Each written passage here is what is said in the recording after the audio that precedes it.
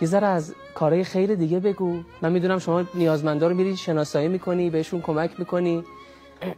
بله، ما تو همون کارهای نیازمندا 20 تا زن سرپرست خانواده با مردای از کار افتاده، اونا رو براشون خونه خوب جور کردیم. الان تو خونه هاشون دارن زندگی میکنن. مثلا خونه های مجردی که مثلا دور برش اراضی لباش بودن ما اونجا در آوردیم. بعد این خانواده ها رو بردیم به جای بهتر. بله، ما چند تا جایزیه دادیم. بعد ما یه قانونی داریم تو محلمون، به کارتون خوابا میگیم آسمون خواب. خب چون اونام زیر آسمون خدا میخوابن. چرا یک کسی که معتاد نباید برگرده؟ آفرین، به خدا اینو کارشناس برنامه نمیگه. چند سالته اشکان؟ 13. یه نوجوان 13 ساله حظ میکنم حرف میزنه. خب پس ما به کارتون خوابا یاد بگیریم بگیم آسمون خواب.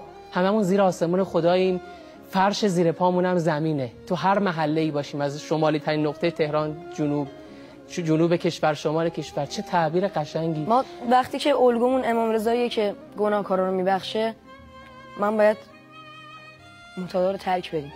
و به خاطر همین بانی میزدیم، معتادا رو میبردیم کمپ. الان خیلیاشون ترک کردن، سر زندگیشونه، سر زن و بچه‌شون. اگه این کارو نکنی چی میشه اگه یکی مثل شما نباشه؟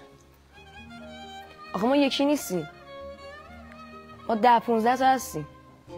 10-15 تا که خودتون یه لشکرین ماشاءالله. آره باشه. این همون دغدغه هست. دوستان رفقا، گفتیم حال محلمون رو خوب کنیم در پویش نذر حسینی، مسئولیت اجتماعی.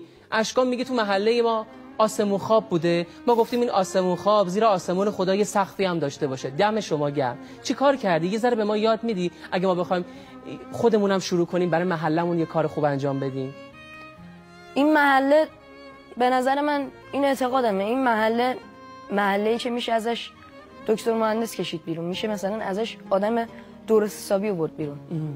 از این محله باید یه عالمه آدم موفق بیاد بیرون. بچه‌ها بعضیاشون میرن سر کار، شب تا صبح میرن آشپزخونه، اونجا میرن سر کار. من دیدم. دمشون گرم. میگه امام حسین جور میکنه. چقدر با امام حسین رفیقی؟ خودت چقدر با امام حسین رابطه خوبی داری؟ من اصلا فکر نمی‌کردم با امام حسین اینقدر رابطه‌ام خوب بشه. همش هرچی که برکت از الان هرچی که من دارم از نماز او امام حسین. نماز اول وقت. آفرین. به اعتقاد من نماز اول وقت از همه چی مهمتره. نتیجهشو دیدی؟ بله. آدم واقعا نتیجهشو میبینه. میخواستم امتحان کنم. خوندم دیدم واقعا هست. دیدم شد اون چیزی که باید میشد. شده. تا حالا من 2 بار نگفتم به امام حسین یه چیزی. یه بار به امام حسین میگم اون کار انجام میشه. یک بار؟ یعنی اینقدر رفیقی؟ دیوونه‌شم دیگه. برای ما یه چیزی بخوا همین الان لطفاً. میگه یه چیزی به امام حسین میگم سریع همه چی جور میشه. یه چیزی برای ما بخوا، برای من، برای آقای حاج مقصودی، برای این تصویربردارمون، برای آقا کوروش مدیر صحنه‌مون، برای آقای شاه تیموری تهیه کنندمون، برای همه کسایی که این برنامه رو میبینن. یه چیزی بخوا الان. میگه وقتی به امام حسین یه چیزی میگم سریع جور میشه. آقا الان باید بخوایم دیگه. میخوام یه دعا کنم.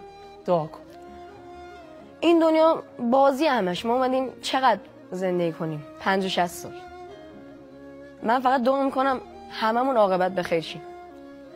الهی آمین. الهی آمین.